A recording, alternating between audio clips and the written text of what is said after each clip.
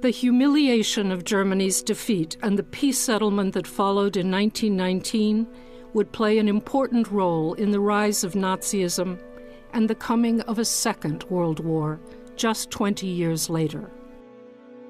What shocked so many in Germany about the treaty signed near Paris at the Palace of Versailles was that the victors dictated a future in which Germany was deprived of any significant military power. Germany's territory was reduced by 13%. Germany was forced to accept full responsibility for starting the war and to pay heavy reparations.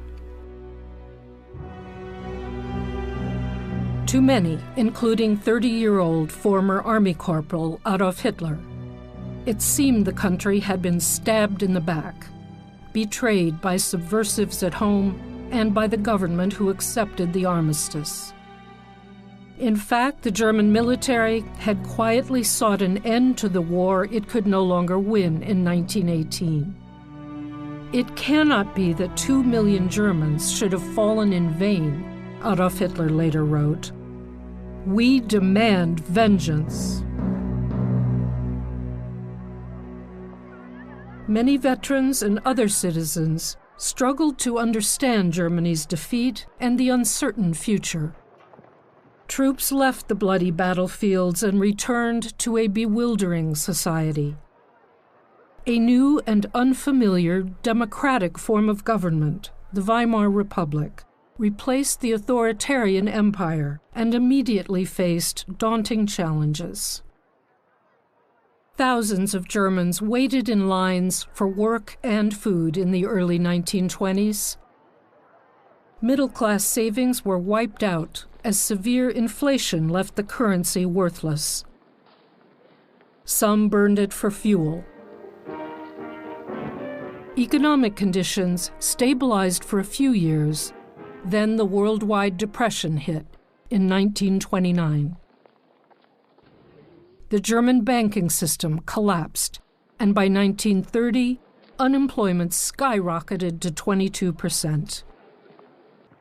In a country plagued by joblessness, embittered by loss of territory, and demoralized by ineffective government, political demonstrations frequently turned violent.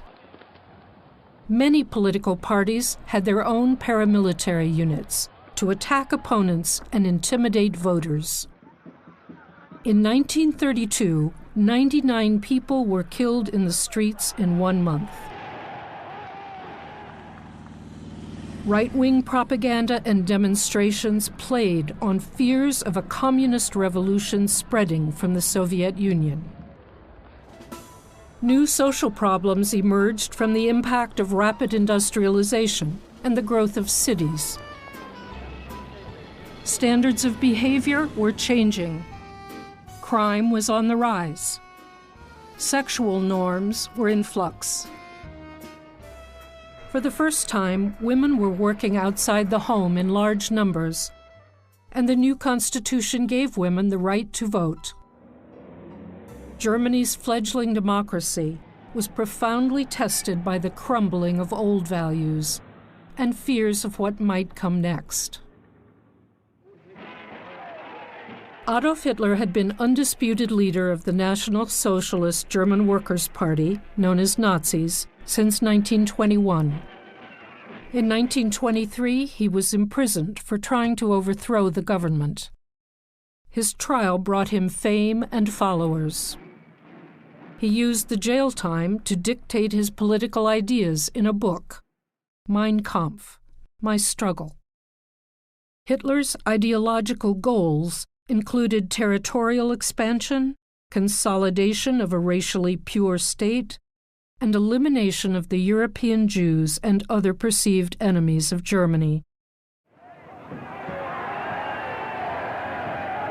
He served only a short jail sentence, and after the ban was lifted on his National Socialist Party, Hitler and his followers rejoined the battle in the streets and in the countryside.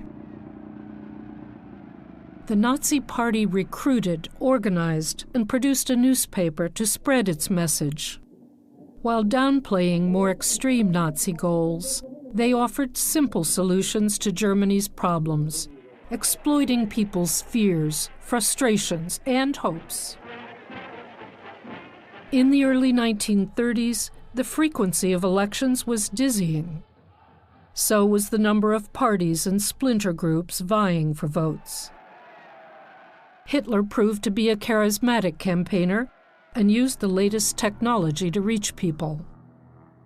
The Nazi Party gained broad support, including many in the middle class. Intellectuals, civil servants, students, professionals, shopkeepers and clerks ruined by the Depression. But the Nazis never received more than 38% of the vote in a free national election. No party was able to win a clear majority, and without political consensus, successive governments could not effectively govern the nation. Adolf Hitler was not elected to office, and he did not have to seize power. He was offered a deal, just as the Nazis started to lose votes.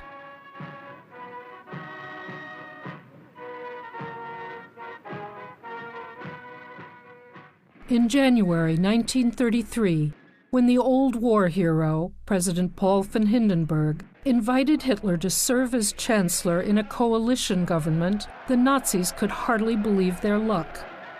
The Nazis were revolutionaries who wanted to radically transform Germany.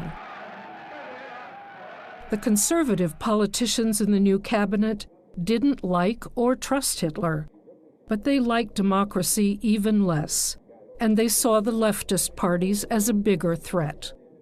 They reached out to the Nazis to help build a majority in parliament. They were confident they could control Hitler.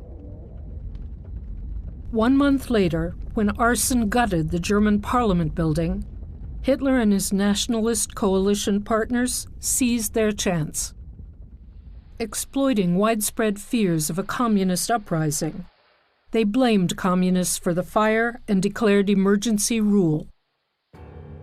President Hindenburg signed a decree that suspended all basic civil rights and constitutional protections, providing the basis for arbitrary police actions. The new government's first targets were political opponents. Under the emergency decree, they could be terrorized, beaten, and held indefinitely. Leaders of trade unions and opposition parties were arrested. German authorities sent thousands, including leftist members of parliament, to newly established concentration camps.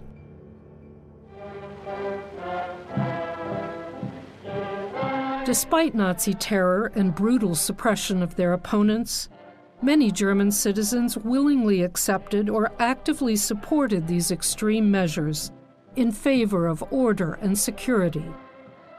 Many Germans felt a new hope and confidence in the future of their country, with the prospect of a bold, young, charismatic leader. Nazi propaganda chief Joseph Goebbels planned to win over those who were still unconvinced. Man muss nämlich gut regieren und für eine gute Regierung auch eine gute Propaganda betreiben. Das eine gehört zum anderen. Eine gute Regierung ohne Propaganda kann ebenso wenig bestehen wie eine gute Propaganda ohne eine gute Regierung. Hitler spoke to the SA, his army of stormtroopers. Deutschland ist nun erwacht. Die Macht haben wir nun in Deutschland gewonnen. Nun gilt es, das deutsche Volk zu gewinnen.